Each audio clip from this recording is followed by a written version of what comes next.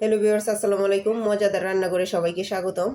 আমি আজকে ভ্যারাইটিস কিছু সবজি নিয়ে একটা সালাদ বানিয়ে দেখাবো। এর জন্য আমি এখানে নিয়েছি কিছু গাজর কুচি, নিয়েছি ধনিয়া পাতা, নিয়েছি মূলা, নিয়েছি শসা, নিয়েছি টমেটো, নিয়েছি পেঁয়াজ কুচি, নিয়েছি তেঁতুল এবং নিয়েছি কাঁচামরিচ। এখন আমি সবগুলো উপকরণ একটা বাটিতে মেখে নিব।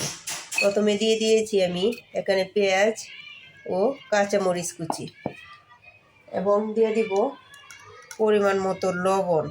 আরও দিয়ে দিব আমি এখানে টমেটো সস। আপনারা ইচ্ছা করলে নিতে পারেন, না নিলেও চলবে। আমি দিয়ে দিয়েছি টমেটো সস। এই জন্য এগুলো ভালো করে চটকায় নিব পেঁয়াজ এবং কাঁচামরিচ লবণ দিয়ে। তারপরে আমি দিয়ে দিব তেঁতুলটা পেঁয়াজের সাথে ভালো করে মিশিয়ে নিব।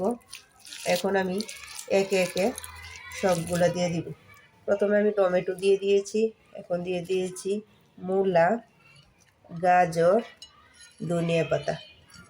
এখন সবগুলো উপকরণ আমি এইভাবে ভালো করে চটকিয়ে মিশিয়ে নেব। আপনারা যার যার ইচ্ছা মতো মিশিয়ে নিতে পারেন, আমি এইভাবেই নিয়ে নেব, কারণ এভাবে চটকাইলে সবগুলো উপকরণ আমার কাছে সহজেই মিশে যায় এরকম মনে হয়।